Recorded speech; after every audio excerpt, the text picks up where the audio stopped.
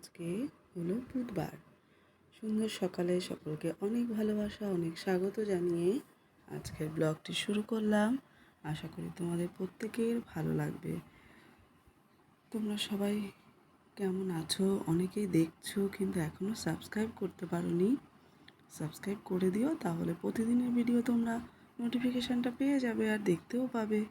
এমনি করে তোমরা আমার পাশে যদি থাকো না, আমি নতুন নতুন ভিডিও বানাতে খুব উৎসাহিত বোধ করব আর আরও ভালো করে ভিডিওটা তোমাদের সামনে প্রেজেন্টেশন করতে পারবো। তো চলো, অনেক গল্প করে ফেললাম শুরুতেই। দিনের শুরুতে উঠেই তো অনেক কাজ করতে হয় প্রত্যেককেই। বাসি যে কাজগুলো করা হয় না, সেগুলো করে নিয়ে আমি অলরেডি ফ্রেশ হয়ে রান্নাঘরে কাজ শুরু করে দিলাম। এখন বাজে জানো তো 6টার একটু বেশি, 5-10 এখনও হয়নি। কারণ অভিনব যেহেতু মর্নিং স্কুলও বেরোবে, ওকে নিয়েই তো সকালে শুরু। ওকে রেডি করে বের করে তবে আবার রান্না বান্না শুরু। সমস্ত কাজ একই টাইমে করতে হয় তো, আর শরীরটাও সেরকম একটা ভালো না। তো দাদাভাই বললো ওর ব্রেকফাস্ট টিফিনটা করে দাও, তারপরে হালকা রান্না করো, আজকে বিশেষ কিছু রান্না করার দরকার নেই। অভিনবর টিফিনটা আজকে চাউমিন করে দেবো ভাবলাম। ও তো চাউমিনটা নিতেও চায়, ভালোবাসে, তাহলে সেটাই করে দিই। দাদা ভাইয়েরও টিফিন হয়ে যাবে, আমাদের প্রত্যেকেরই হয়ে যাবে। তো ওটাই আজকে করব ভাবছি। আর এর থেকে কি হয় জানো তো, আমাদের প্রত্যেকেরই সংসারে গৃহিণীদের বিশেষ করে অবশ্যই একে অপরের কথা ভাবা উচিত, তাই না? আমাদের ওপরেই তো পুরো সংসারটা পড়ে থাকে, তাই না?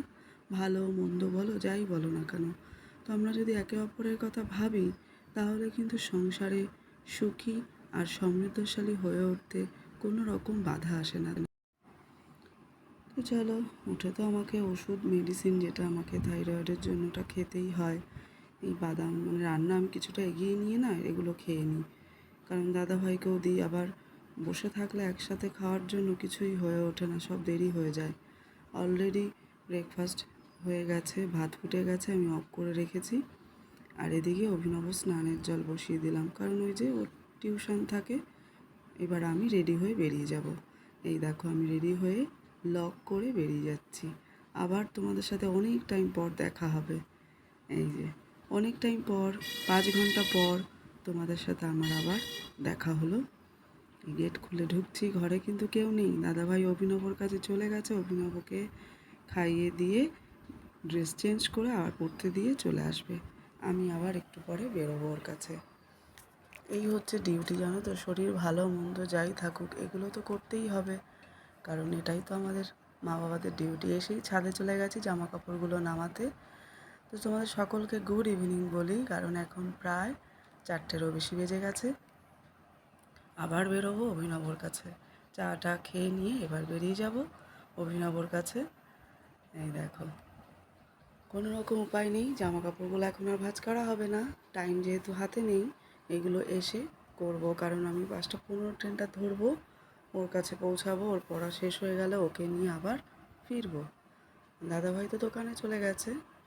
এবার আর কিছু করার উপায়ও নেই, ভীষণ কষ্টও হচ্ছে আজকে।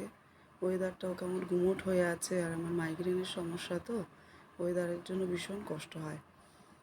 বেশি রোদ যেমন নিতে পারি না, আবার গুমোট ওয়েদারও নিতে পারি না। তো চলো, এখন আমি বেরোবো, তোমাদের সাথে আবার দেখা হচ্ছে পরে। দেখো বিকেলের আকাশটা কত সুন্দর লাগছে। এই দেখো, স্টেশনে দাঁড়িয়ে একটু ভিডিও করলাম, তোমাদের সাথে শেয়ার করলাম। দেখো আকাশটা মেঘলা মেঘলা ভাব রয়েছে, যদিও আগামীকাল আরেকদের মানে কি বলবো, ফেস্টিভ্যাল আছে একটা, যদিও আমাদের না, যারই হোক যেন ভালো কাটে। অভিনবকে নিয়ে এবার ট্রেনে ফিরছি। খুব একটা ভিড় ছিল না যদিও, তবুও ফিরে চলে এলাম। আসার পথে কী নিলাম জানো? পরের দিনের ব্রেকফাস্টের জন্য ব্রেড নিলাম আর চা পাতা, যেহেতু আমাদের ওই চায়ের দোকান থেকে এনে খেতে হয়। তো যাই হোক, তার সাথে ভিডিওটাও আজকে শেষ করছি। কন্টেন্ট বিশেষ কিছু দিলাম না, ভালো লাগলে লাইক শেয়ার কমেন্ট করো। দেখা হচ্ছে নতুন একটা ভিডিওতে।